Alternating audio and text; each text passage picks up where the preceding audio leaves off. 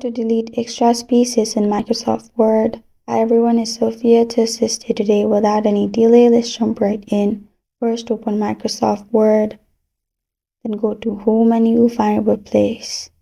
On the right side, below Find and above, select, simply click on Replace. In here, simply press on Space button.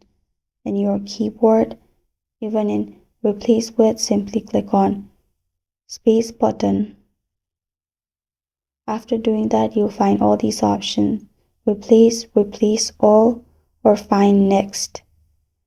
Simply click on replace or replace all. If you want to replace all, simply click on replace all and you're good to go. That's how to delete extra spaces in Microsoft Word. Thank you for joining me today. If this video helped you out, please leave a like and subscribe for more. Got a question or want to suggest a topic? Comment below. I am Sophia signing off. Until next time.